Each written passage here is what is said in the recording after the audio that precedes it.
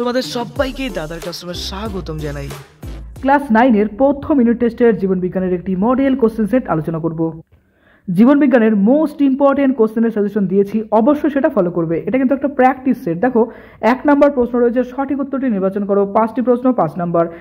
1 নম্বর, জীববিদ্যার মাছ সংক্রান্ত শাখাকে কি বলা হয়? অপশনে দেখো আছে এপিকালচার, সেরিকালচার, পিসিকালচার, এগ্রিকালচার। এর মধ্যে সঠিক উত্তরটি হবে পিসিকালচার।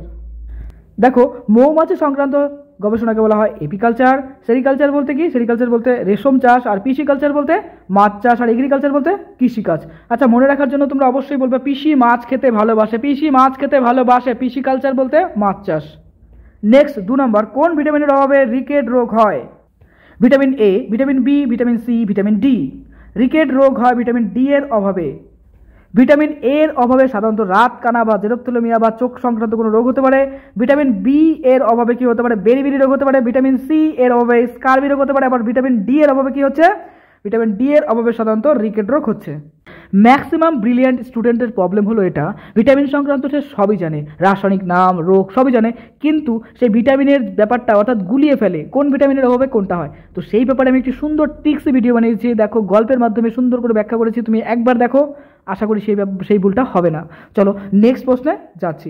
ওয়াসারবের শব্দটি কোন বিজ্ঞানী প্রথম ব্যবহার করেন? Miller, Oparin, Fox, হেলডেন। সঠিক উত্তর হবে ওপারিন। নেক্সট প্রশ্ন, ট্যাক্সোনমির জনক বলা হয় হুকার, লিনিয়াস, মেন্ডেল, নিউটনকে। এখানে সঠিক উত্তরটা হবে বি নাম্বার, লিনিয়াস। জেরপ্থ্যালমিয়া হয় কোন ভিটামিনের অভাবে? এটা তুমি জানো, vitamin A, vitamin B, vitamin C, vitamin D. একটু আগেই বললাম ভিটামিন এ এর অভাবে হয়। নেক্সট দেখো নিচের প্রশ্নগুলোর উত্তর দাও। প্রত্যেকটা জন্য নাম্বার রয়েছে কত করে? 1 করে।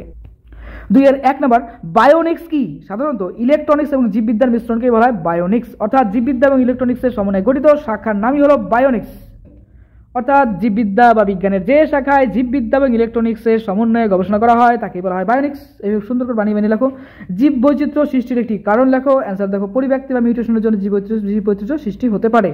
অর্থাৎ নতুন কোনো একটা চেঞ্জ, সেটা কিন্তু পরিব্যক্তি বা মিউটেশনের রূপ আমি বলতে পারি। কেঁচো কোন পর্বের প্রাণী? কেঁচো হলো অ্যানিলিডা পর্বের প্রাণী। নেক্সট, তারা মাছের গমন অঙ্গের নাম কি? অ্যান্সার হবে নালী পথ। নেক্সট, কাকে কোষের শক্তিকর বলা হয়? মাইটোকন্ড্রিয়াকে কোষের শক্তিকর বলা হয়, কারণ শক্তি রিলিজ করে, তাই না? নেক্সট দেখো, মূল এবং কাণ্ডের অগ্রভাগে কোন কলা দেখা যায়? মূল এবং কাণ্ডের অগ্রভাগে ভাজক কলা দেখা যায়। ভাজক কলা কি হয়? খুব নরম হয়। ভাজক কলার কোষগুলো খুব সন্নিবিষ্ট হয়, তাই না? অবশ্যই বৈশিষ্ট্য ভালো করে পড়ে রাখবা। আরএনএ এর পুরো নাম কি? আরএনএ এর পুরো নাম হলো রাইবো নিউক্লিক অ্যাসিড। ডিএনএ এর পুরো নাম কি? Deoxyribose nucleic acid. সবচেয়ে মিষ্টি শর্করা কোনটি? সবচেয়ে মিষ্টি শর্করা হলো ফ্রুক্টোজ। সবচেয়ে বড় লসিকা গ্রন্থির নাম কি? One of the most important, এটা অ্যান্সার বলতে হবে প্লিহা। প্লিহা হচ্ছে সবথেকে বড় লসিকা গ্রন্থি। দেখো অ্যান্সার হচ্ছে প্লিহা। ডিকটিওজম কি? দেখো উদ্ভিদ কোষে গলগি বস্তু বলে এক রকমের জিনিস হয়, কি বলতো? Golgi body. তো সেই উদ্ভিদ কোষের গলগি বডিকে সাধারণত ডিকটিওজম বলে। চলো অ্যান্সার দেখি, উদ্ভিদ কোষে উপস্থিত গলগি বস্তুকে ডিকটিওজম বলে। 3 নম্বর দেখো, সবচেয়ে কঠিন যোগকলা হলো, এখানে শূন্যস্থান পূরণ করতে হবে। সবচেয়ে কঠিন যোগকলা কি হবে? অস্থি বা হাড়, আমরা যেটাকে হাড় বলি, সেটা হচ্ছে সবচেয়ে কঠিন যোগকলা। নেক্সট, বাঘের বিজ্ঞানসম্মত নাম কি? প্যান্থেরা ট্রাইগ্রিস। নেক্সট দেখো, ভিটামিন কে রাসায়নিক নাম কি?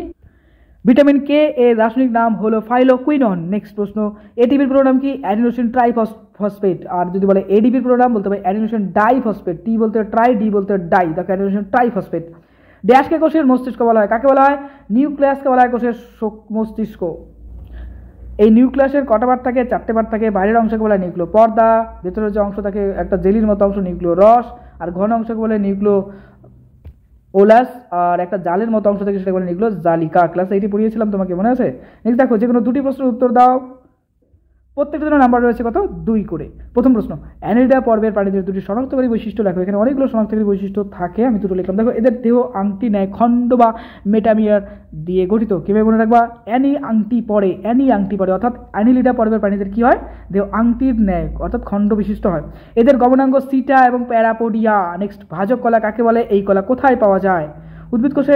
উদ্ভিদের অপরিণত নবীন বলতে নতুন কলার কোষগুলি যা ক্রমাগত পরিবর্তিত হয়ে নতুন কোষের সৃষ্টি করতে পারে তাকেই ভাজক কলা বলে। হ্যাঁ, এই কলা খুব নরম হয়, আর এটা উদ্ভিদের অগ্রভাগে অবস্থিত। দেখো এখানে বলছে উদ্ভিদের বর্ধনশীল অঞ্চল যেমন কাণ্ড, পাতার অগ্রভাগ, মূল ইত্যাদি অংশে এই ভাজক কলা দেখতে পাওয়া যায়।